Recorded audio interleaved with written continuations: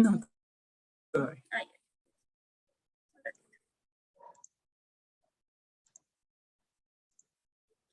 Bien, buenos días con todos y todas. A nombre de los estudiantes de séptimo semestre de la carrera de biotecnología, damos la bienvenida al magíster Jorge Iwisaca Dávila, quien es ingeniero petrolero, cuenta con un máster en Ciencias de Ingeniería de la Gestión, Finanzas Energéticas y Análisis de Sistemas Energéticos. Además, es docente e investigador de la Facultad de Ingeniería en Ciencias de la Tierra de la Escuela Superior Politécnica del Litoral. Actualmente es codirector de la División Ecuatoriana del Proyecto Recuperación de Petróleo Mejorada con CO2 para la captura, utilización y almacenamiento de carbono en Colombia, Ecuador, Iniciativa Noruega. Ha dirigido y colaborado en proyectos de investigación destinados a optimizar la producción de petróleo, el análisis económico y financiero de proyectos de energía y al desarrollo de aplicaciones de ciencias de datos para desafíos de ingeniería en la industria petrolera. El magíster Jorge nos hablará de la situación en el Ecuador y experiencias en estudios en China. Sin más que decir, damos paso al magíster Jorge. Bienvenido.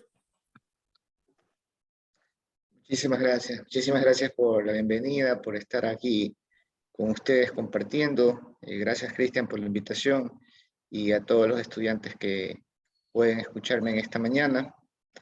Para mí es un gusto realmente poder compartir experiencias, compartir un poquito de conocimientos y sobre todo conocerles, ¿no? Conocer esta universidad que se encuentra en nuestra gran Amazonía, y tengo muy buenas referencias, como una curiosidad, una nueva compañera que se integró a la Facultad de Ingeniería en Ciencias de la Tierra, viene de IKIAM, y me ha contado cosas maravillosas que me gustaría en alguna oportunidad ir presencialmente y poder charlar con todos ustedes. He preparado una pequeña presentación como para hablar un poco de todo, algunos temas, y luego quizás podríamos interactuar un poco para quienes tengan interés justamente en realizar estudios en el exterior, y sobre todo en donde estudiamos junto a su profesor, ¿no? En China, un país que quizás tiene muchos mitos, muchas cosas detrás que la gente puede llegar a pensar es difícil, es complicado, la cultura, la comida, etcétera. Pero es un mundo nuevo por descubrir y que realmente vale la pena. Voy a proceder a compartirles entonces mi pantalla. ¿Me confirmas, por favor, Cristian? Yo creo que sí se está viendo. Correcto, ok. Cuando tú quieras, podemos empezar. Muy bien, entonces vamos a hablar un poquito de todo en esta presentación. No sé si todos me pueden escuchar bien. Sí. ¿Sí? Sí. Perfecto.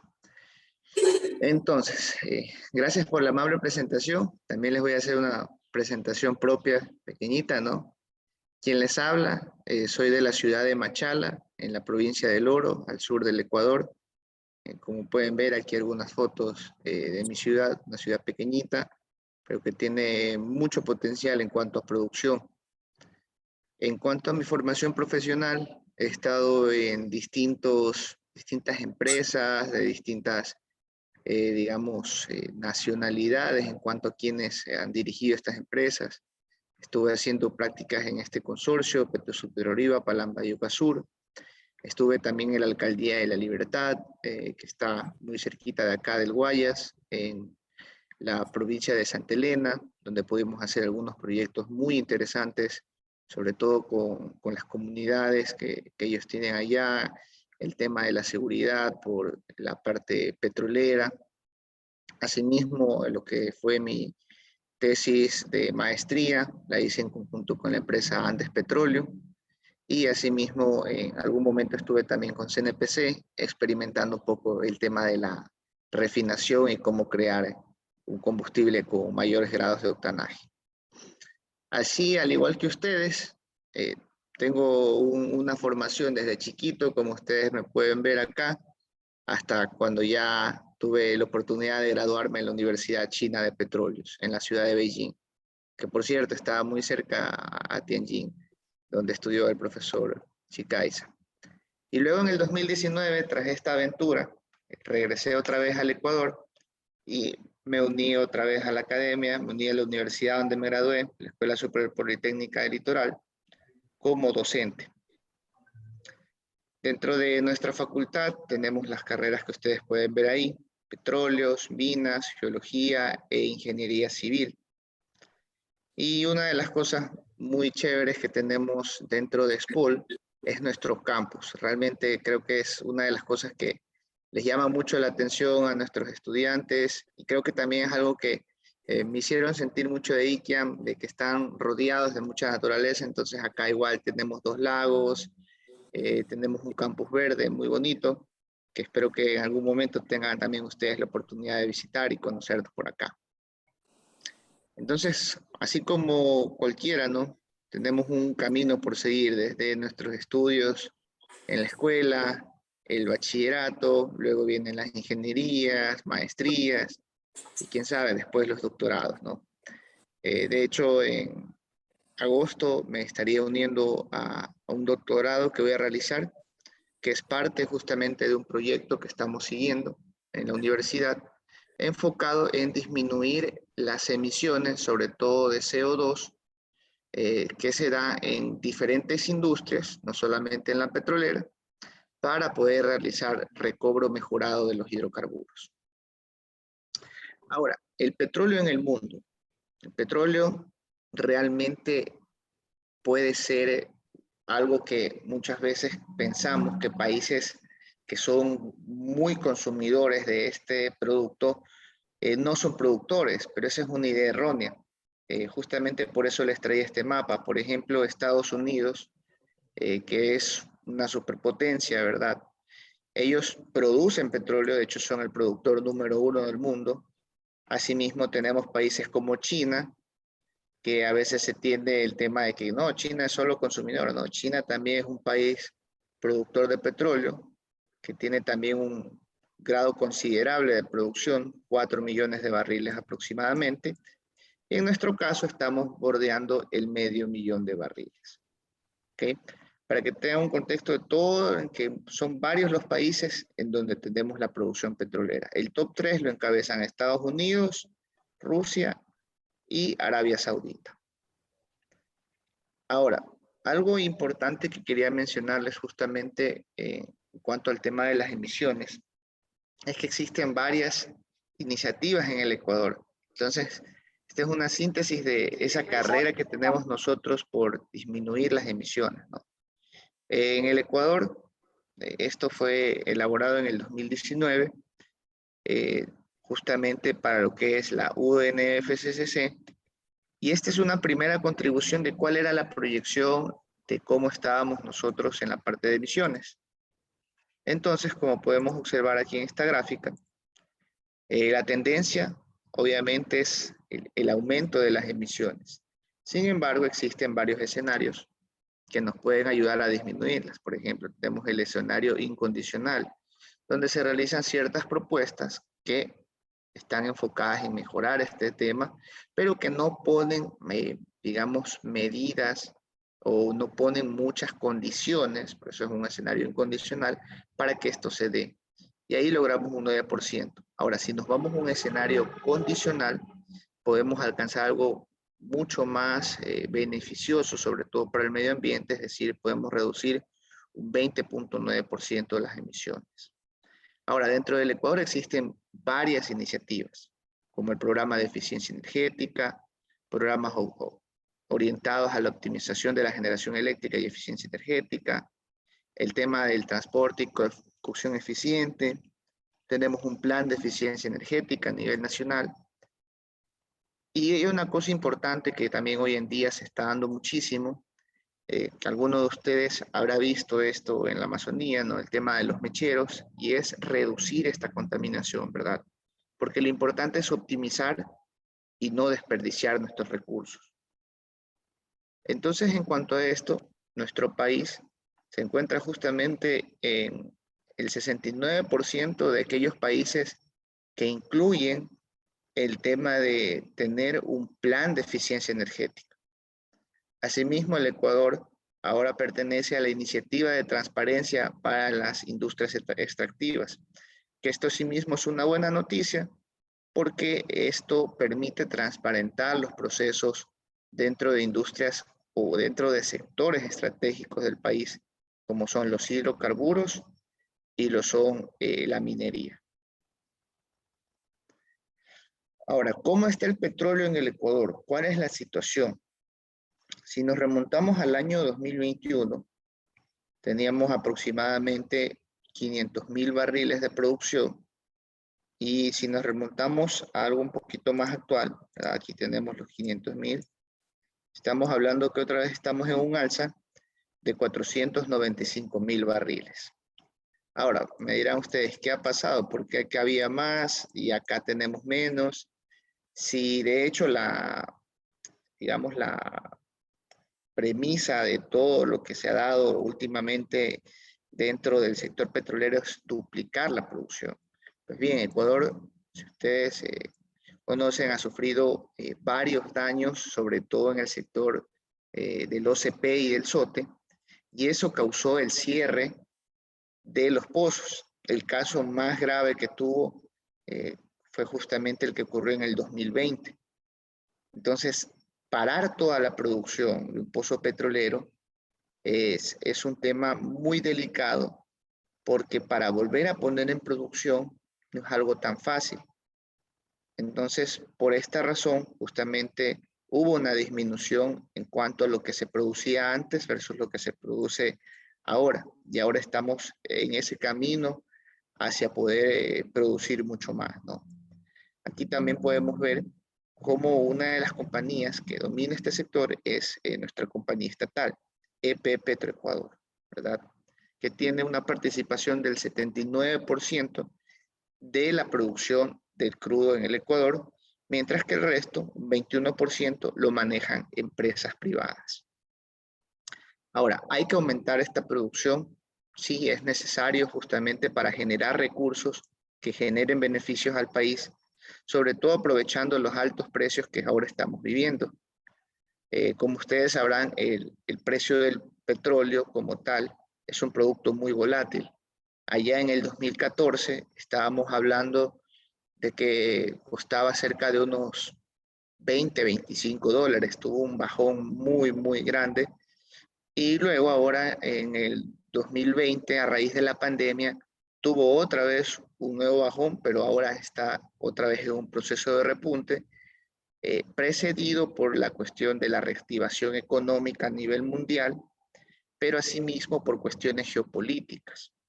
Entonces, eso hace que los precios del petróleo estén a la alza, a la baja, y sea prácticamente una montaña rusa. Pero esto tenemos que aprovecharlo, ¿no? Dentro del país, pero sobre todo lo que necesitamos nosotros es que se haga de la mejor forma para tratar de causar el menor impacto al medio ambiente. Estas son algunas iniciativas para que ustedes tengan conocimiento en cuanto de lo que es el sector de los hidrocarburos y el sector de las renovables. ¿Me permiten un momento, por favor?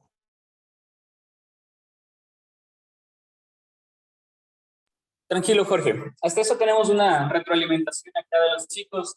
La primera parte que mencionó Jorge me parece súper importante. Hay una graduada ya de la carrera de geología que es Michelle Villasís. Ella, no sé si ubican ustedes, ¿sí? Le conocen muchos. Está por SPOL trabajando. Justo Jorge hizo contacto con ella y bueno, escribimos un poco y está igual a las órdenes para hacer este tipo de conexiones con docentes, investigadores que están en SPOL.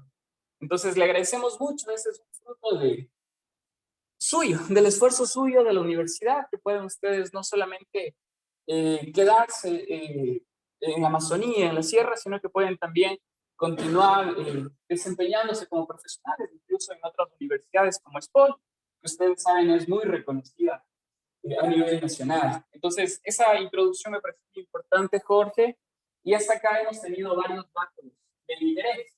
Nosotros en clases hemos hablado sobre las emisiones de gases de efecto invernadero, ¿cierto? Y tenemos justo 3 escenarios.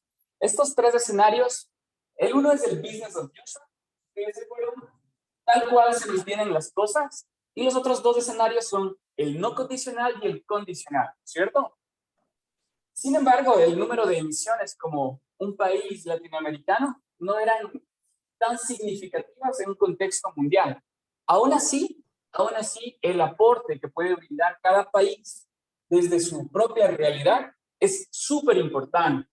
Estoy viendo ahorita varias estrategias que podrían incidir sobre la disminución de estos efectos. Y acá tenemos justo en este contexto la energía, ¿verdad? Entendiéndose energía más allá de electricidad. ¿Qué otro tipo de energía podemos tener? Además de la electricidad. Vamos ahí. Ya te doy la palabra, Jorge, veo que ya estás por acá. Además de la electricidad, dijo algo de los mecheros, ¿recuerdan? Y entonces será otro tipo de energía que podemos tener. ¿Sí o no? Por supuesto, cuando ustedes tratan con el profesor Jaime lo de biogás, ustedes tienen ahí este metano, ¿cierto? Que puede ser aprovechado caloríficamente.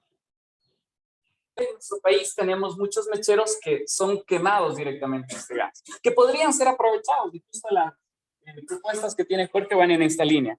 Adelante, Jorge, si estamos listos. Claro que sí, muchísimas gracias. Disculpen por la interrupción. Y muy buena la acotación, Cristian, de todo lo que has comentado, porque justamente dentro de esa área está la parte de los renovables, y ahí justamente vamos a ver cómo el biogás, la biomasa para generar energía, es realmente algo que tiene mucho potencial dentro del país. Entonces, en el sector hidrocarburos tenemos otros campos petroleros que se quieren poner a inversión privada, ¿verdad? Se esperan cerca de 2.000 millones. Mejorar nuestra refinería es otro de los hitos que tenemos dentro del país. Asimismo está el bloque de Sacha, que es uno de los grandes campos, creería yo que está en un top 3 o top 5 de los productores aquí a nivel nacional. También el tema de nuestro gas natural. Si bien el gas natural es un combustible fósil, ¿verdad? Es parte de una estrategia para disminuir las emisiones. De hecho, en China pasó esto. En China se usaba mucho para producir electricidad el carbón. Sin embargo, como ustedes conocerán, el carbón es un combustible fósil que tiene muchas emisiones, ¿verdad? Entonces, una alternativa que vio China ante esto es empezar a utilizar el gas natural, que tiene un gran potencial energético, pero tiene menor cantidad de emisiones en comparación al carbón. Y asimismo está el bloque de ciclo combinado de gas natural, que se tiene precisamente dentro del país, y el sistema de transmisión eléctrica para poder llevar a los campos petroleros la red interconectada nacional y así disminuir también los impactos ambientales. Pero realmente todos los desafíos ingenieriles, cualquier obra civil, cualquier obra de infraestructura, cualquier obra orientada a esto, siempre va a causar impactos. Pero para lo que nosotros nos preparamos, para lo que realizamos investigación, es precisamente para reducir los impactos en la medida de lo que sea posible de nuestros esfuerzos, ¿verdad? Y en el sector renovable tenemos mucho potencial. El tema de hidroeléctricas prácticamente producen del 70 al 80% de la energía primaria del Ecuador. La parte fotovoltaica tiene también un potencial muy interesante que lo están estudiando sobre todo dentro de CELEC con la cooperación de países como Alemania, también está países como Francia ayudando en esto. Hay un potencial eólico, hay un potencial en cuanto a las mareas, hay un gran potencial en cuanto a la biomasa. Y dentro de esto también el gobierno espera grandes inversiones que rondarían cerca de los $1.000 millones. Pero ahora saliéndonos del tema energético, ¿verdad? Lo que también les quería contar es que más allá, ¿verdad? Del tema de uno estudiar en otro país, viene el tema cultural, viene el tema de tener nuevos aprendizajes. Dentro de lo que ha sido mi experiencia con esta beca que se otorga el gobierno chino, ¿verdad? No solamente pude conocer China, sino que a través de las actividades que uno va realizando, que uno puede ir conociendo, tiene la oportunidad de conocer muchos otros países. Y aquí están algunos de los que pude conocer gracias a los estudios, gracias a estar acá en la parte de ponerme a investigar, ponerme a buscar becas y que quisiera que no solamente nosotros lo hayamos vivido, sino que sean todos ustedes. Tuve la oportunidad de ir a Estados Unidos, tuve la oportunidad de ir a Madrid, España, tuve la oportunidad de ir a Grecia, a Roma, Turquía, Francia. Entonces, son cosas que yo no me hubiese imaginado realmente hacer. Nunca estaba en mis planes esto. Yo desde Machala, viajar hacia Guayaquil era algo que ya de por sí me causaba emoción cuando era un niño, cuando era un adolescente, pero jamás me imaginé recorriendo el mundo. ¿Y gracias a qué? Gracias al estudio, gracias a la investigación, gracias a poder encontrar una beca en otro país. Entonces, precisamente, ¿cuál ha sido mi campo de acción desde ese momento de haber recibido esto? Fue tratar de contribuir, ¿no? Dentro de la universidad, las contribuciones que nosotros hacemos están en las áreas de docencia, las áreas de investigación, dirección de tesis, ser tutor de proyectos, ser tutor de clubes, también ser un motivador, ¿no? Y no solamente trabajar dentro de la universidad, como ustedes pueden ver, acá estoy con unos jóvenes de un colegio de mi ciudad, en un pequeño conversatorio, así mismo orientándolos hacia lo que ellos podrían hacer en el futuro, que conozcan más carreras, que amplíen su horizonte y así pues puedan expandir lo que puede ser sus conocimientos y también las experiencias que pueden tener. Y así, como ustedes me ven acá, nos ha tocado en todo este tiempo de pandemia a ustedes y a nosotros hacer desde distintos lugares esa actividad que es estudiar o es enseñar, ¿verdad? Creo que tanto profesores como estudiantes nunca paramos de aprender, entonces eso es súper importante. Y algo importante que también quisiera mencionarles es que nosotros, los ecuatorianos, tenemos grandes capacidades y esas grandes capacidades debemos aprovecharlas y debemos recorrer el mundo para poder contrastar todos los conocimientos que tenemos y adquirir nuevas oportunidades. Por eso precisamente en este conversatorio de compartirles a ustedes un poco experiencias y hasta aquí viene mi presentación, de aquí me gustaría más como tal conversar con ustedes, que ustedes me pregunten cosas, poder guiarlos cómo buscar una beca, en dónde puedo encontrar, etcétera, etcétera. Entonces, hasta aquí sería lo que va de mi presentación, digamos, de alguna manera un poquito formal, y de aquí sí me gustaría escucharlos y poder compartir más.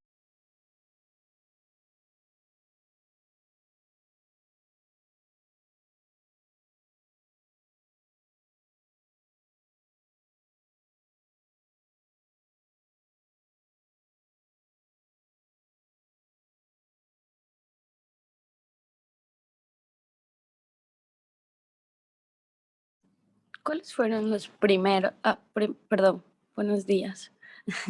¿Cuáles fueron los primeros pasos que usted tomó para buscar la beca? O sea, ¿le escribió? Tengo entendido que se escribe un correo, ¿verdad? Ya, perfecto. Creo que cada persona tiene un proceso diferente en esto, pero el primer paso, creería yo, cuando ustedes ya, digamos, tienen en mente ir a estudiar al exterior, es buscar qué tipo de becas hay, ¿ya? Entonces, en mi caso, a mí quien me motivó a estudiar al exterior fueron mis profesores, dos profesores que justamente también llegaron de la misma universidad en donde yo estudié y nos empezaron a contar a todos un montón de maravillas de China. Pero siempre nosotros a veces tendemos a ser escépticos, ¿verdad? Decimos, no, quizás sea verdad, sea mentira, no sabemos. Pero junto a un amigo fuimos como que nosotros, digamos, muy entusiasmados, hablamos con esta persona y él nos dirigió. Entonces, ¿cuál fue el primer paso? El primer paso fue ver qué queríamos estudiar, ¿verdad? Ver qué tipos de becas habían. Les voy a compartir acá un link que es del campuschina.org. Y aquí ustedes pueden buscar las universidades de acuerdo a lo que ustedes quieren seguir. Ese fue el primer paso.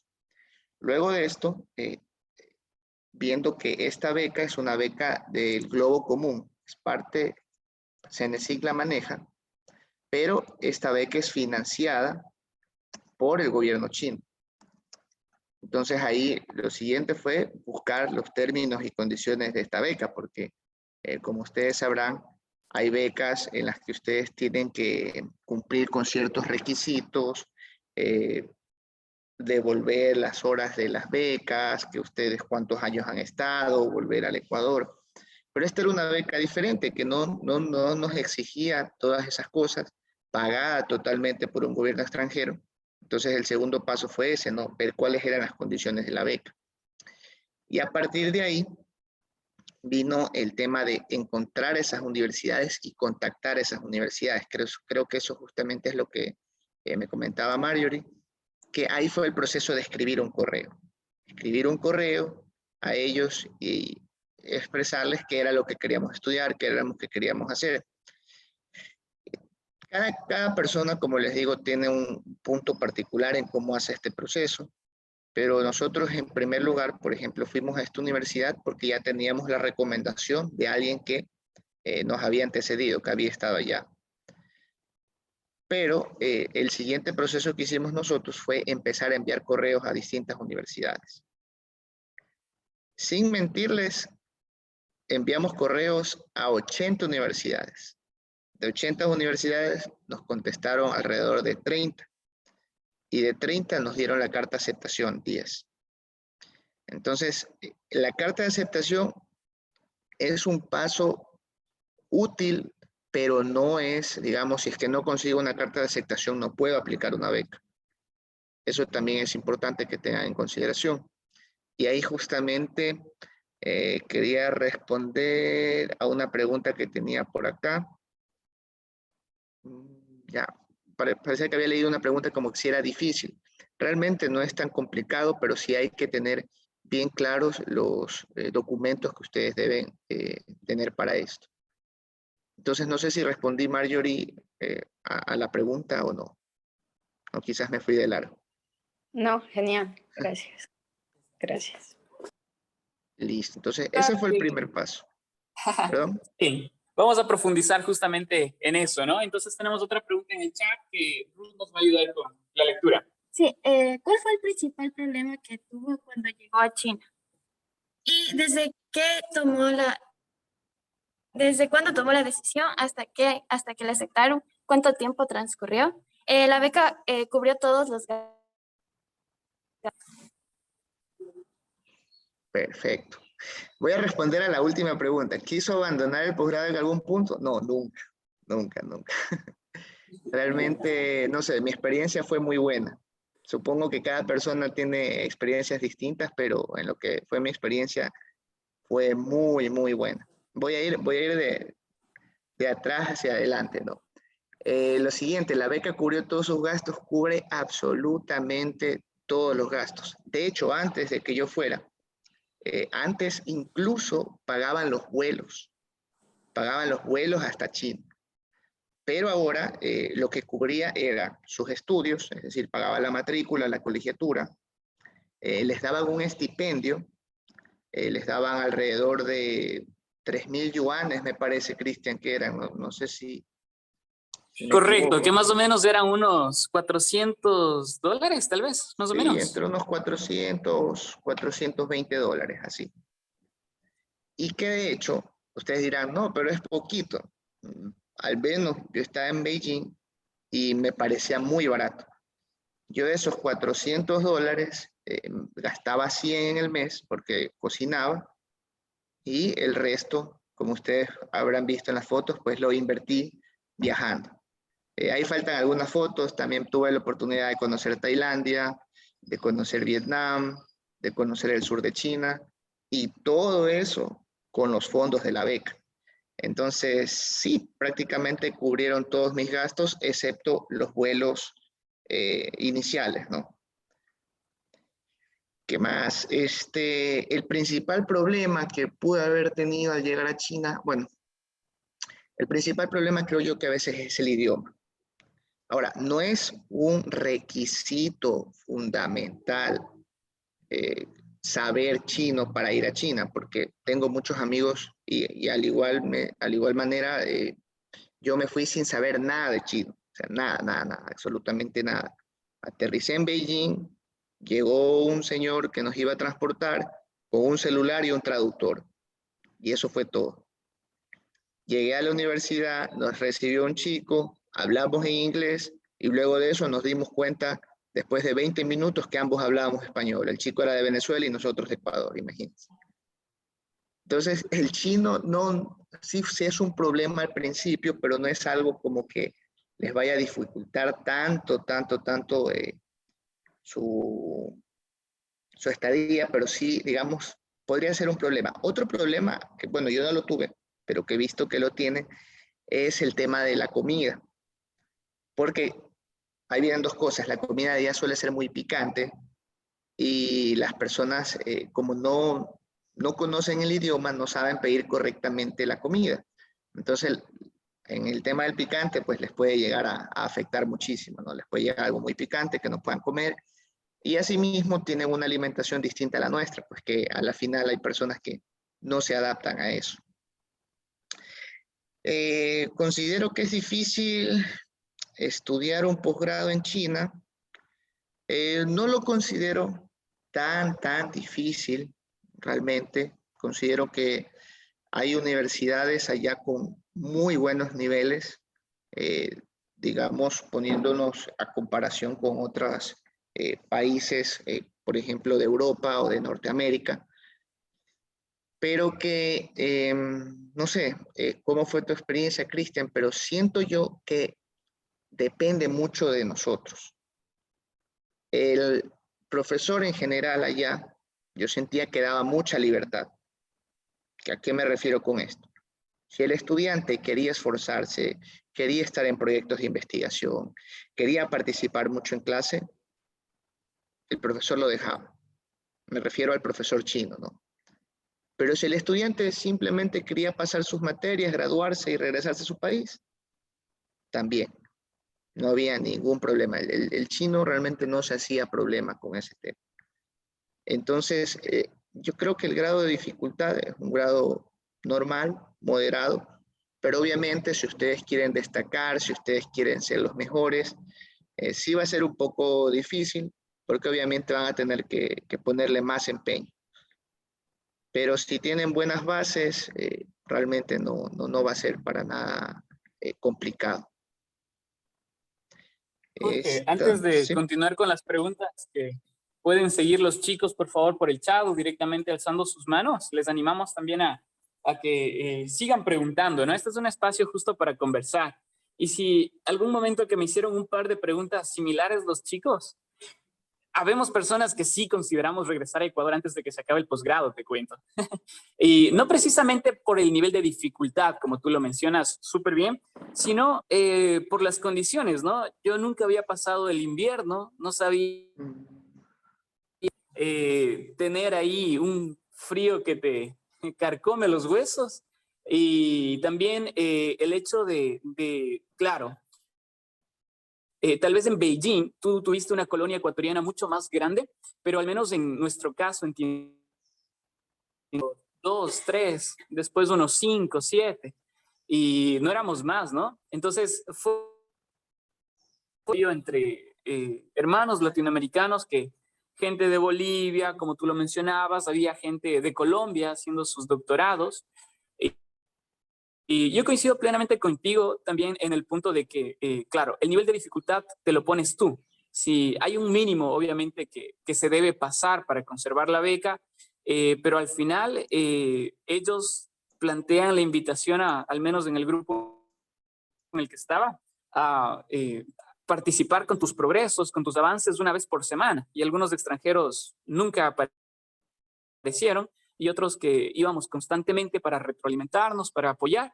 Y claro, hay ventajas adicionales a la beca. Por ejemplo, si tú tienes algún trabajo muy bueno, mencionarles a los chicos que ellos incluso pueden llegar a cubrir el costo de estos congresos, me pagaron los boletos, la estancia, hubieron varios programas de internships también que fueron financiados, que como tú lo dices, siempre y cuando haya un esfuerzo, una responsabilidad de por medio. Acá Ruth nos tiene otra pregunta para ti, Jorge.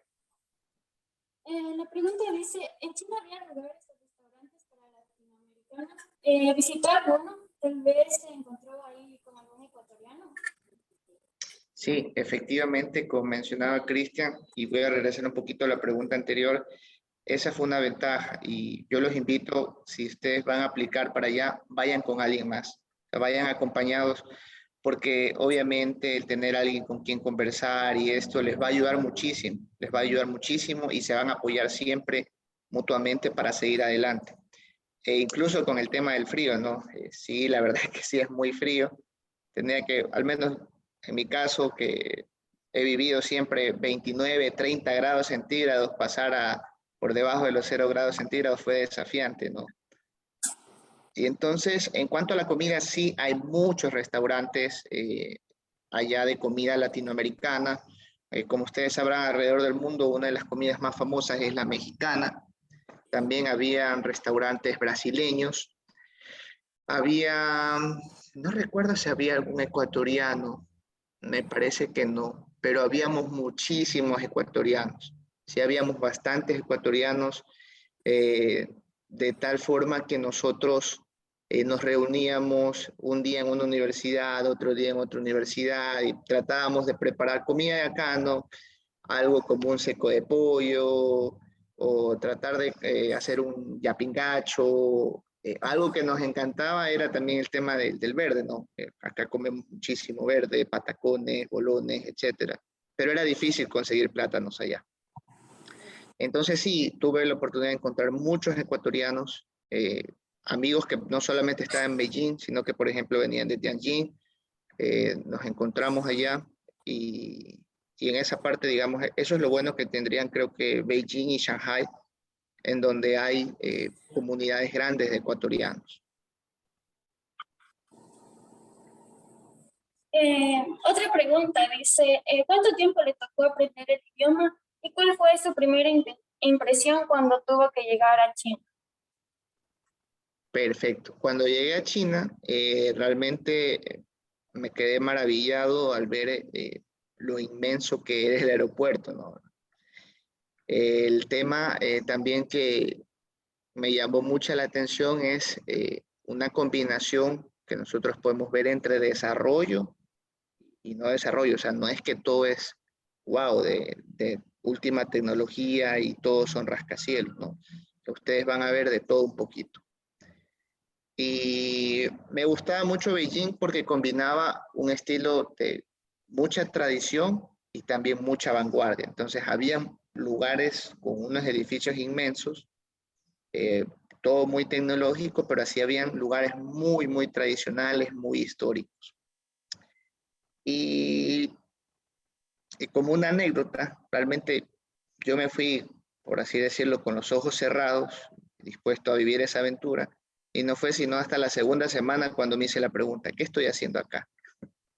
Ahí a la segunda semana recién pude reaccionar y a plantearme, bueno, a ver, ¿cuál va a ser el camino? Y ahí viene el tema del idioma.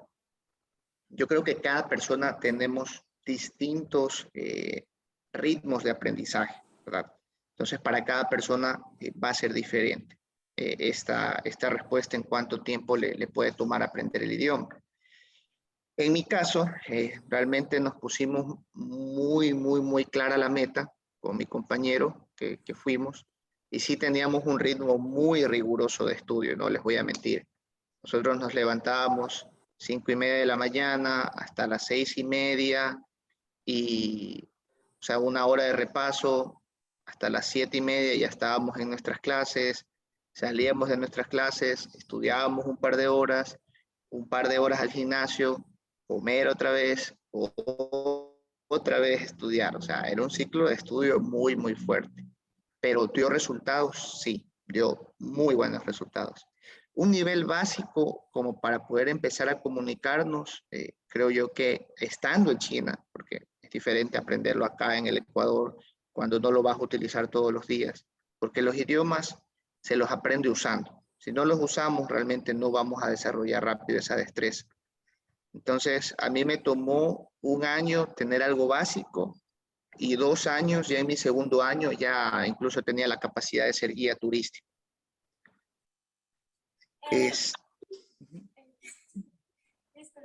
Contamos con una pregunta interesante. Dice, ¿conoce cómo fue el estilo de vida de las mujeres becadas? ¿Cómo trata la cultura china a las mujeres? Ya, a ver, esta pregunta es interesante también. De lo que yo pude ver, todas mis amigas están encantadas en cuanto al tema de su experiencia, pero también conocí chicas que lo que no les cuadraba era la comida. Eso sí, digamos que fue un desafío para ellas. Pero realmente cómo los trataba la cultura china, yo creo, y les voy a ser muy sincero, en cierta parte las trataba como estrellas de cine. Cada vez que salíamos a algún lugar, al menos, bueno, esa fue mi experiencia, supongo que cada experiencia es particular, pero salíamos con nuestras amigas y todos los chinitos eran, wow, qué linda que eres, wow, qué hermosos ojos tienes. Sí iba una chica con el cabello rizado. Realmente recibían un montón de halagos de chinitos, chinitas, o sea, todo el mundo les agradaba mucho la belleza de la mujer latina, ¿no? La mujer ecuatoriana como tal. Esa fue mi experiencia y creo que en ese punto en China de por sí es un país muy tradicional, pero asimismo creo yo que allá incluso la mujer tiende a ser un poquito más, digamos, como la que tiene el liderazgo antes que el hombre en algunos casos, fue lo que yo vi. Bien, hay otra pregunta que dice, ¿cuánto tiempo pasó allá? Y cuando retornó a Ecuador, ¿se dedicó en principio a la docencia? Yo estuve allá en total 3 años. 3 años. 1 año estuve estudiando chino y 2 años haciendo mi maestría. Y luego de algunos meses de haber regresado al Ecuador, habrán pasado unos 3 meses, empecé a trabajar en SPOL justamente. Me dediqué a la docencia. Tuve oportunidades de ir a la industria. De hecho, yo vengo de la industria petrolera, pero tuve la oportunidad de ir a la industria minera. Sin embargo, tengo que confesarles que mi corazón estaba en la docencia, entonces dije, bueno, SPOL me ha dado esta oportunidad de iniciar una carrera y no quería irme sin dejar un legado y bueno, han sido 3 años, fui coordinador de carrera, soy codirector de uno de los proyectos más importantes que tenemos en la universidad y ahí seguimos. Otra pregunta, ¿qué tip nos podría dar para escoger una beca y no tener malas experiencias en China? A ver, un tip, para mí es clave el idioma. O sea, no les digo, no es lo más importante, pero sí es clave el idioma. Al menos tener unas bases. Algo importante, y justamente ayer hacíamos un ejercicio interesante, déjenme compartirles un ratito la pantalla. Ayer estábamos haciendo este ejercicio, no sé si pueden ver aquí mi pantalla ya, del campuschina.org. Correcto, Jorge. Perfecto, ustedes aquí pueden buscar las universidades y los programas. Tienen la búsqueda de universidades y regiones. Entonces ahí viene el primer tip. Quizás creo que una forma de encontrar un lugar donde se puedan sentir cómodos, si es que, digamos, tienen ese miedo de que estando con poca gente de su país y no poder adaptarse, es buscar ciudades donde haya bastantes ecuatorianos, ¿no? Que pueden ser los casos de Beijing o pueden ser el caso de Shanghai. que son, digamos, las ciudades más grandes. Podríamos decir que Beijing es Quito y Shanghai es Guayaquil, ya, por así decirles, una pequeña comparación. Ese sería un tip. Otro tip, creo yo, que también es interesante es que ustedes estén seguros de lo que van a estudiar.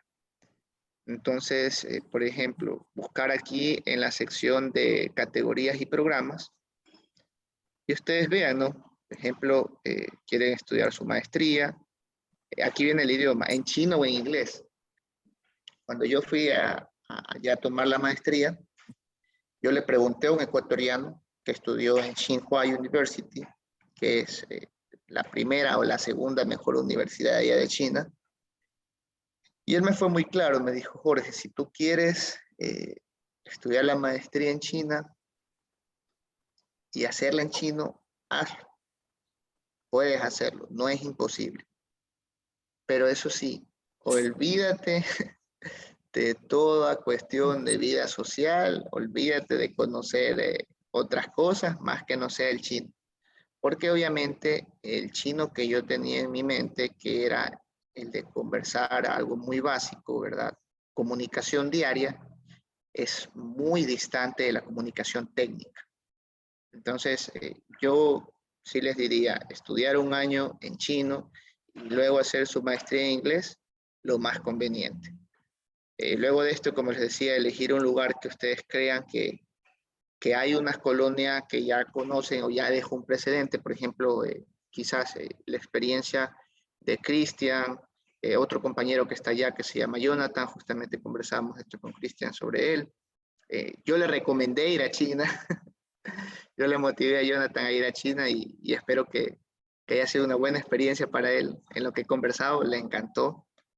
Entonces, buscar esas ciudades que uno pueda decir, no, allá hay una comunidad, yo puedo encontrar personas que me pueden ayudar a sentir, digamos, o tener un apoyo, si ustedes se enferman, que los acompañen al hospital, les traduzcan, etcétera, etcétera. Y por último viene el tema del programa, ¿no? Que ustedes sepan qué es lo que quieren estudiar, ¿ya? Y ahí viene un tema, digamos que ustedes quieren estudiar medio ambiente, ¿ya? Entonces, vamos a buscar Environmental Science. Aquí viene el tema de que ustedes hagan un contraste entre qué es lo que tiene la universidad, ¿verdad? O sea, hay varias cosas por las que escogemos una universidad. Por su categoría, ranking, prestigio, ¿verdad? Por la capacidad que tengan sus laboratorios, por la experticia de sus profesores, ¿verdad? Y el tipo de proyectos que tengan. Entonces, si ustedes combinan esas cosas, ustedes pueden decidir bien qué tipo de maestría quieren hacer.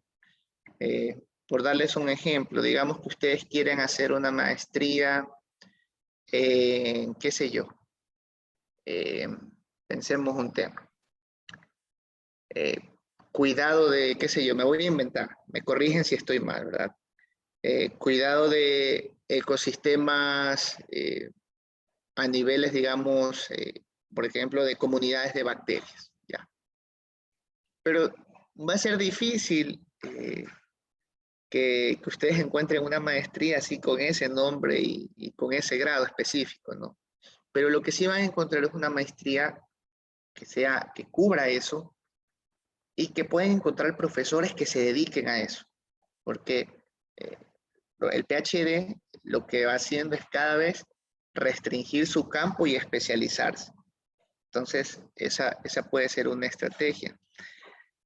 Y otro tip que podría darles es tener una mente abierta a cualquier cosa, ¿no? A una nueva comida, a una cultura distinta, quitarnos ese chip de verle el pero a todo, ¿no? O sea, tampoco les digo como que acepten malos tratos ni cosas así, pero sí a veces como que, bueno, es que no, le tenemos mucho miedo a lo desconocido y no le damos la oportunidad de conocerlo.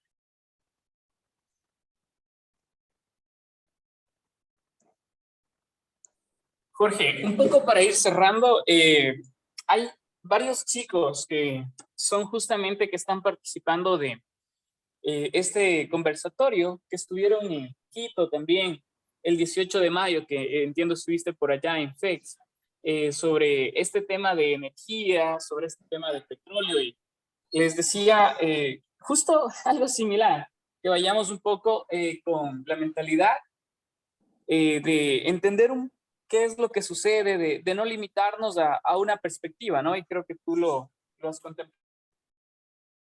De los chicos que están acá, me gustaría saber si alguien quisiera tener una última pregunta, ya sea de la experiencia.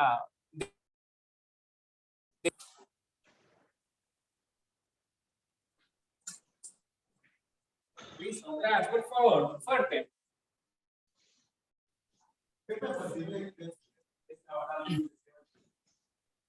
A ver, ¿qué tan factible es?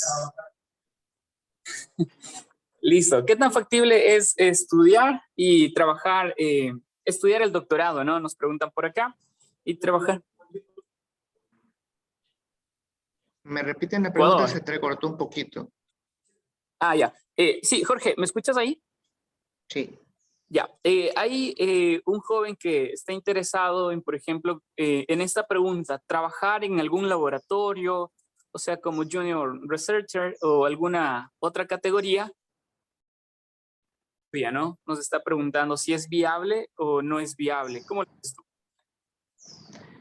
A ver, en el contexto, se te cortaron algunas partes, voy a resumir a ver si capté bien la idea. En primer lugar, capté que si era factible hacer el doctorado y luego ir a trabajar en otro lado. No sé si escuché bien esa Al parte, ¿no? mismo tiempo, básicamente, Jorge, simultáneamente, ¿no?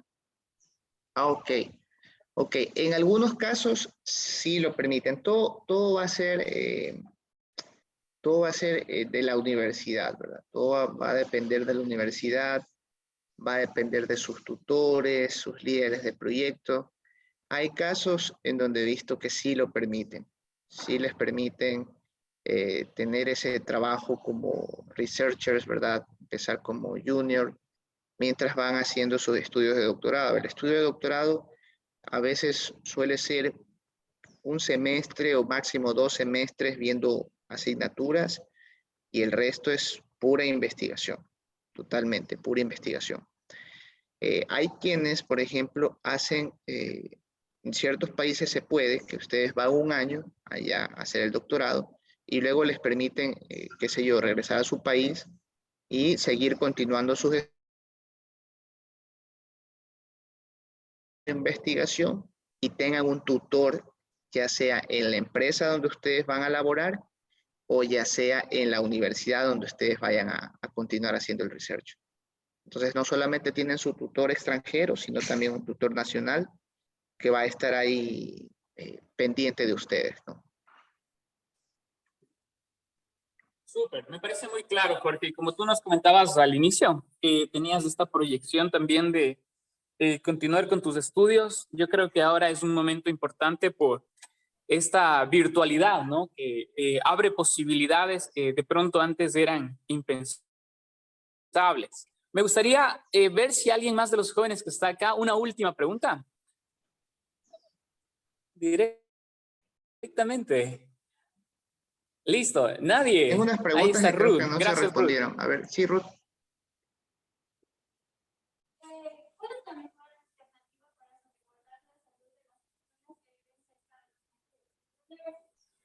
No le alcanzo a escuchar, disculpe.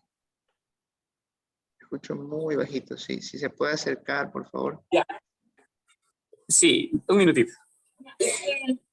¿Cuál es la mejor alternativa para salvaguardar la salud de las personas que viven cerca de los mecheros petroleros, que se sabe que tienen efectos significativos en cuanto a salud y medio ambiente? ¿Cómo se maneja actualmente esta relación industria-población? Perfecto, una muy interesante pregunta. La verdad que esos mecheros o cualquier pozo petrolero debe tener ciertas medidas de seguridad, ¿verdad? Tienen que tener medidas de seguridad muy estrictas para asegurar que las poblaciones no se vean afectadas. Entonces, ahí, por ejemplo, hay mucho potencial para hacer mediciones en cuanto a calidad de aire, mediciones en cuanto a emisiones, para asegurarnos que los niveles sean mínimos, ¿no? Tenemos un mínimo que puede ser considerable o si son cero, muchísimo mejor. Hay muchísimos proyectos actualmente para reducir esta quema de los mecheros que aumentan la capacidad, me parece, hasta un 97% de las emisiones, pero ojo, aunque el 97% suena increíble, ese 3% que nos está faltando aún preocupa muchísimo. El tema del desarrollo con las comunidades y su relación con la industria petrolera es un tema súper interesante que todavía creo que le falta desarrollo en el país, porque pienso que este tema tiene que ir de la mano con mucha asesoría y educación hacia la población, porque ¿qué es lo que ha pasado? ¿Qué es lo que suele pasar históricamente? No, es que no hay una buena asesoría de qué es lo que necesita la población. Entonces, por darles un ejemplo muy sencillo y que quizás se escuche mal, pero es una realidad, es que a veces le dicen a la comunidad, a ver, ¿qué prefieres? ¿Un sistema de alcantarillado o una cancha de vóley o una cancha de fútbol? Entonces, ahí viene el tema de estar mal asesorado y que la gente, bueno, prefiere las cosas populares, una fiesta, una cancha, etcétera, etcétera.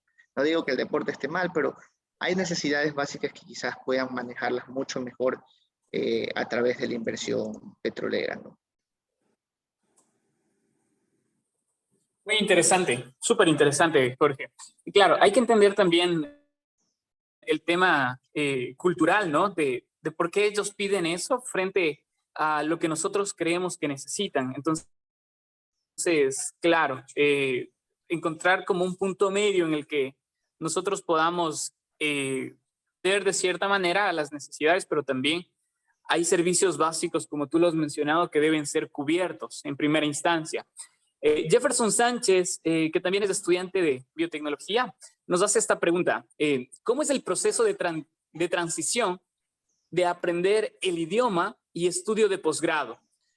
¿Uno es becado si solo aprende el idioma el primer año o los 6 primeros meses? Nos deja esta inquietud, Jefferson.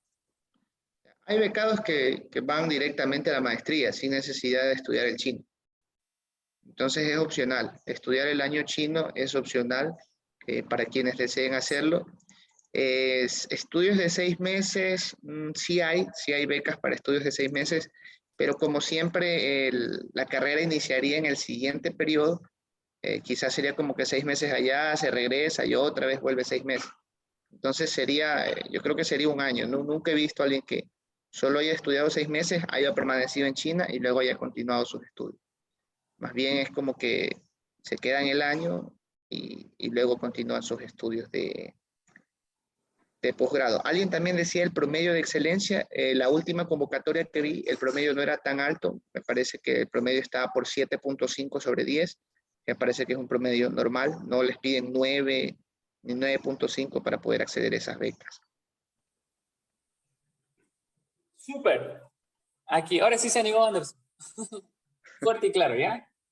Quisiera saber acerca de las alternativas que estas compañías petroleras. No le alcanza a escuchar, disculpa, Cristian. A ver, ya va a acercarse para Sí, sí. poder escuchar correctamente.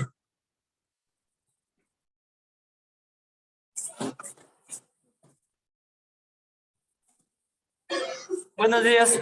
Tengo una pregunta referente a las alternativas que optan las compañías para reducir la contaminación por petróleo. Ya, realmente en la actualidad, digamos, es todo un sistema por el tema de la contaminación, ¿no? Viene desde el tipo de la contaminación visual, la contaminación lumínica, la contaminación auditiva. Tenemos una gran clasificación en cuanto a las contaminaciones. Entonces, se trata de combatir cada una de ellas con diferentes alternativas, con equipos que generen menos ruido, equipos que generen menos vibraciones, utilizar más tecnología para disminuir la huella de carbono. Incluso en los taladros de perforación hay nuevos taladros de perforación que tienen menos emisiones. Está también el tema de los mecheros, que es algo que parece que al fin le van a poner una solución que esperemos que se dé. También está el tema de los pozos cerrados. Un pozo debe estar cerrado correctamente. Como experiencia les cuento, acá en la península habían pozos que no estaban cerrados correctamente, habían pozos que incluso estaban junto a las casas y había personas que un poco arriesgadas no decían, no, eso no me hace nada, pero si no, hasta que ocurría un accidente, pues ahí sí veían el peligro potencial que esto conlleva. Entonces otra cosa es cerrar bien los pozos, que tengan buenos sistemas de seguridad. Es otra de las alternativas que se está viendo. Y bueno, creo que en esa área nos queda todavía muchísimo que estudiar para bioremediación y otro tipo de alternativas que nos permitan mitigar los problemas que puedan causar esta industria, ¿no? La energía de los mecheros, sí hay proyectos para captar todo ese gas y utilizarlo para generar energía, sino que suelen ser, si todo depende mucho de las condiciones económicas, también depende mucho de la ley, porque si en la ley no se especifica que puede ser ese gas aprovechado para esto, no se lo puede hacer, y actualmente pasa esto, ¿no? Por eso se están haciendo reformas a la ley. Y sí hay proyectos en la Amazonía justamente para los mecheros. Se está analizando mucho el tema, hay muchas compañías interesadas y esperemos que se concrete esto para que se pueda aprovechar esto de aquí. Una alternativa novedosa que les voy a contar en Estados Unidos es que utilizaban la energía generada por los mecheros, adivinen para qué, para minear bitcoins. Entonces, todo lo que se puede hacer dentro de la creatividad que tengan las personas puede ser utilizado.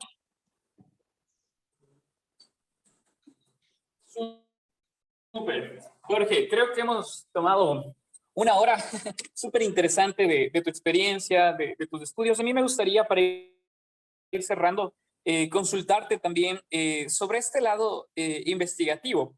Imagínate, ahorita los chicos que están compartiendo contigo están en su último nivel y ellos van a hacer sus tesis, van a desarrollar sus trabajos de investigación. En este sentido, tú has mencionado algunos temas importantes, ¿no? De biorremediación, por ejemplo, que está haciendo falta. Pero desde tu perspectiva, ¿qué sugerencias podrías darles de pronto a chicos un poco general que quieran de pronto publicar algún artículo resultado de sus trabajos en grupo o de sus tesis, o incluso en el caso más específico de algunas líneas de investigación que combinen estos dos mundos de la biotecnología y el mundo de los petróleos, ¿no? Ya, perfecto, súper interesante esa pregunta.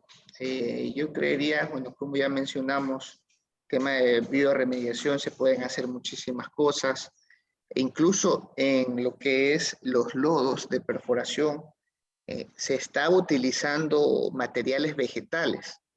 Me parece que en el Perú y en Venezuela, no recuerdo exactamente qué plantita usaban, pero era un proceso, digamos, un lodo de perforación no con tanto químico, que a la final tú sabes que el manejo de desechos, ese es otro tema, el tema de manejo de desechos es súper importante. También viene el tema, yéndonos a lo que son biocombustibles, por ahí también hay una gran oportunidad de investigación, el aprovechamiento del gas natural. Yo creo que hay más de una alternativa para eso. Bueno, el gas que se quema en los mecheros, ¿verdad? ¿Qué otro tema se me ocurriría? El tema de las comunidades, no sé si es algo que, digamos, les compete a su carrera, pero que es sumamente importante. Realizar análisis de ciclo de vida. Hay un montón de cosas, creo yo, que podrían ustedes investigar. Algo más que se me ocurre. Tengo un compañero que justamente va a hacer un proyecto sobre este tema y está muy relacionado también en cómo, si bien les comentaba que hay soluciones que alcanzan un 97% de efectividad, el punto es ver cómo logramos ese otro 3% disminuirlo, ¿verdad? Para las emisiones. Entonces, eso también podría ser otra cosa interesante que que se puede realizar ahí. Hay incluso temas de recuperación mejorada a partir de bacterias. No sé si entra dentro del campo de estudio de ustedes también, o sea, saliéndonos a aumentar la productividad y no por el tema ambiental. También hay esos campos de estudio. Genial, Jorge. Voy a pedirles a los chicos que están todavía en la sala de Zoom que si se animan a encender sus cámaras para tener una foto del recuerdo. Igual a los chicos que están acá acompañándonos ahí, que puedan alzar sus manos, hacer alguna gracia para despedirnos. Así que encantadísimos en realidad de tu presentación. Nos llevamos muchas experiencias agradables en realidad, Jorge. Y bueno, si se animaron, si no se animaron, no pasa nada. Queremos despedirnos de ti y bueno, un fuerte abrazo, Jorge. Gracias por tu tiempo, gracias por toda esta experiencia muy valiosa. Gracias, Cristian, y gracias a todos por su participación. Son unos estudiantes excelentes. Un aplauso para ustedes. Sigan así. Gracias, Jorge. Excelente semana. Chao.